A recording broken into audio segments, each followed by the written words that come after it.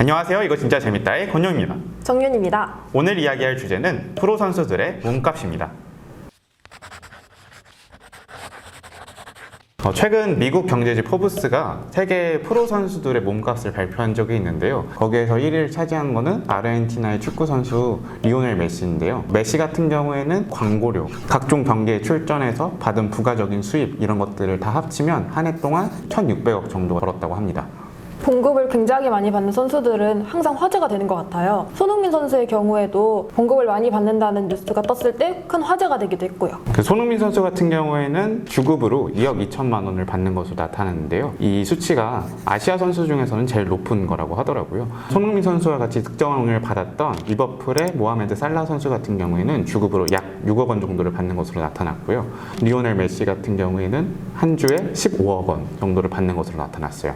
그럼 가장 주급을 많이 받는 선수는 메시라고 할 수 있겠네요. 근데 놀랍게도 메시는 아니에요. 메시랑 같은 팀에서 뛰고 있는 킬리안 음바페라는 프랑스 선수가 있는데 그 선수가 약 16억 원 정도로 유럽에서 그리고 세계에서 가장 돈을 많이 받는 선수라고 하더라고요. 근데 그렇게 일주일마다 선수들에게 큰 돈을 주면 구단 운영에는 무리가 없는지 궁금해요. 그래서 오늘은 그 돈이 어디서 나오는지, 프로 선수들의 몸값이 어떻게 생성되는지에 대해서 이야기를 해볼까 합니다. 윤희님은 혹시 프로 선수와 아마추어 선수의 차이가 뭐라고 생각하세요? 전문성 아닐까요? 한 분야에서 특출난 성과를 낼 수 있는 사람들만이 프로의 세계에 뛰어들 수 있잖아요. 그 말도 어느 정도 일리가 있는 말인데요. 결국 프로 선수라는 거는 그 자신의 전문성을 바탕으로 구단으로부터 돈을 받아서 활동을 한다고 할 수 있는데, 프로 선수들 안에서도 돈의 차이가 나잖아요. 전문성을 갖추는 건 기본적인데 이 선수들마다 차이가 나는 이유는 무엇인지에 대해서 조금 더 깊이 있게 이야기를 나눠볼까 합니다. 이거를 좀 경제학의 희소성이라는 측면에서 설명할 필요가 있는 것 같아요.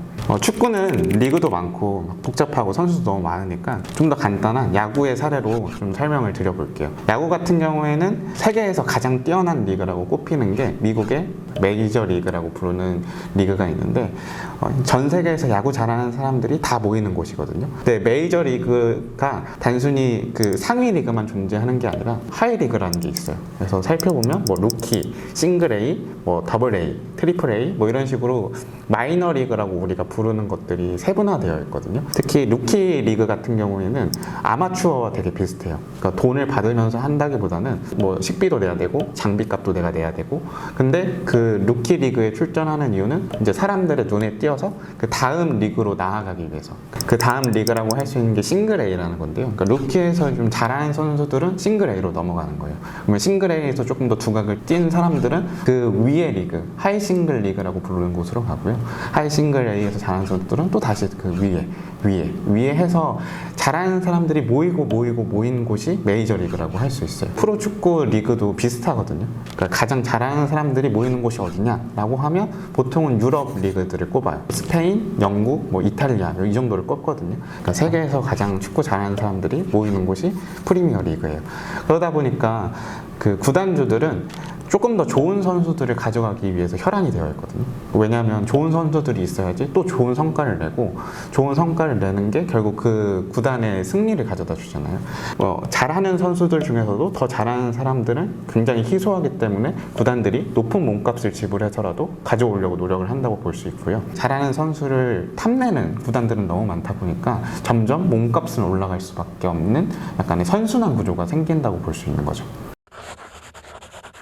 프로의 핵심이라고 할 수 있는 건 팬이라고 할 수 있어요. 그러니까 팬이 없으면 결국 구단은 돈을 벌 수 있는 수단이 없다고 할 수 있거든요. 당연하게도 이 팬들을 모으는 거는 다른 구단보다 조금 더 좋은 성적을 내고 상위에 랭크될수록 결국 팬들을 더 불러 모은다고 생각을 하거든요. 좋은 성과를 내기 위해서는 좋은 선수가 필요하다라고 말할 수 있잖아요. 좋은 선수들은 결국 한정되어 있고, 팬들은 모으기 위해서 노력을 하려면 이 한정되어 있는 선수들을 끌고 와야 된다 라고 볼 수 있는 거예요.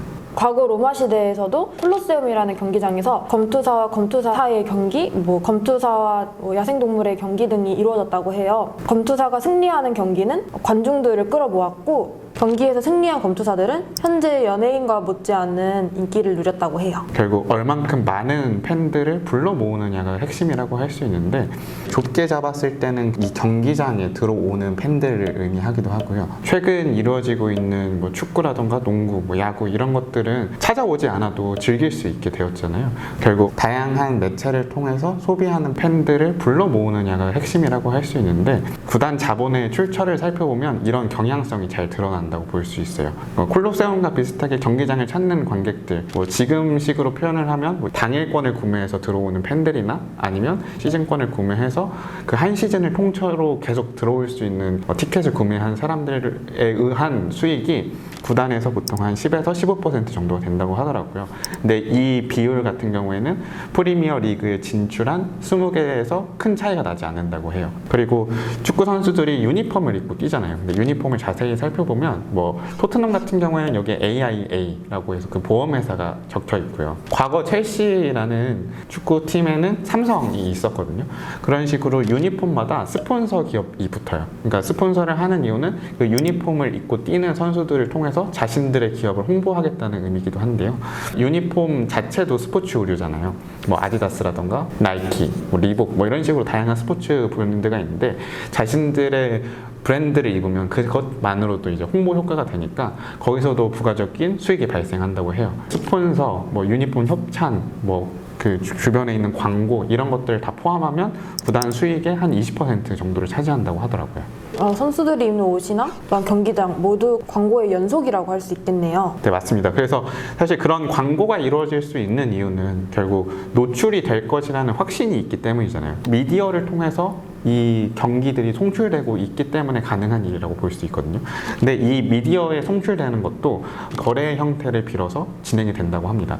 그 미디어 중계권 같은 경우에는 각 구단별로 이제 방송국이랑 계약을 맺는 형태는 아니고, EPL이 전체 구단을 대표해서 방송국과 계약을 진행을 한다고 해요. 높은 돈을 부르는 방송국과 계약을 하는 형태로 이루어지는데, 연 단위로 이루어지기도 하고 아니면 3, 4년 단위로 이루어지기도 한다고 하더라고요. 그래서 실제로 2022년부터 2025년까지 EPL의 중계권료로 약 8조 원 정도가 거래가 됐다고 해요. 근데 이 8조 원을 일단 1차적으로는 20개 구단이 나눠 갖는 형태로 진행이 된다고 합니다. 그 나머지 수익 같은 경우에는 이제 또 순위별로 차등 지급합니다. 1등 같은 경우에 더 많은 돈을 주고, 꼴등 같은 경우에는 덜 주고, 이런 식으로 해서 일단 그 8조라는 금액을 구단 쪽에서 이렇게 나눠 가져갈 수 있도록 진행이 되는데요. 프리미어 리그에 출전하는 팀은 미디어 중계권료만으로 어느 정도의 수익을 보장받을 수 있다라고 할 수 있고요.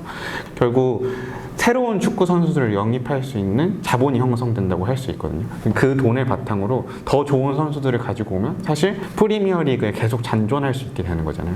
그래서 더 좋은 선수들을 끌고 오기 위해서 그 미디어 중계권료, 아니면 아까 말씀드렸던 뭐 구단 입장권, 뭐 유니폼 굿즈 이런 다양한 것들을 이용해서 선수들을 사모은다고 볼 수 있어요.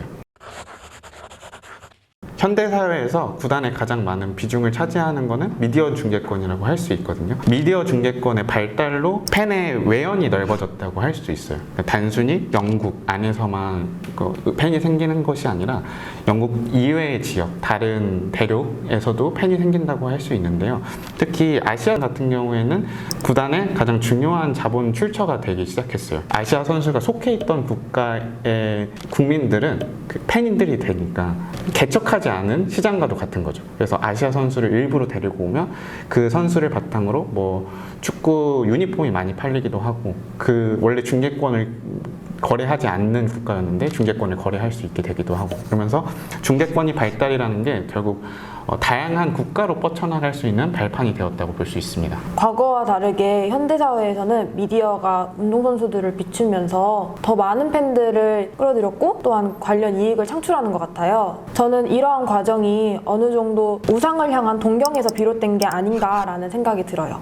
과거부터 사람들은 자신이 우러러보는 것을 동경해 왔잖아요. 우상들을 향한 의식을 치른다든지 뭐 우상들을 향한 물건을 제작한다든지 하면서요. 현대는 스포츠 산업에도 영향을 주는 것 같아요. 미디어는 언제 어디서든 운동선수의 성과나 뭐 신체적 능력, 경기력 같은 것을 미디어로 비춰주면서 대중들이 소비를 하게 되는데요. 그렇게 되다 보니 운동선수가 가진 그런 멋진 이미지가 미디어에 더욱 비춰주면서 좀 더 운동선수 선수들을 더 우상적인 존재로 만드는 것 같아요. 그 과거 IMF 시절에 있었던 뭐 박세리 씨나 아니면 박찬호 씨 같은 경우에 그 국민적 영웅으로 추앙받았잖아요. 그거 자체가 어떻게 보면 이렇게 힘든 시기에 외국에서 좋은 성과를 내고 있는 선수를 향해서 우리의 염원 같은 것들을 투영했다고 생각이 들거든요. 어떻게 보면 한국에서 미디어를 통해 우상화됐던 대표적이고 잘 보여주는 사례가 박세리 선수와 박찬호 선수가 아니었을까라는 생각이 듭니다. 그 윤희 씨가 말씀하신 그 우상화라는 측면이 미디어가 극한으로 좀 강화시킨 측면이 있다고도 생각이 들어요. 이거를 좀 발타오 베냐민의 뭐 영상시대의 복제에 대한 개념을 끌고 와서 설명을 할 수도 있어요. 손흥민 선수라고 하면 손흥민 선수는 뭐 31살에 뭐 키가 180cm, 뭐 출생은 뭐 강원도 뭐 이런 식으로 그 손흥민이라는 사람 자체가 가지고 있는 속성이 있을 거 아니에요.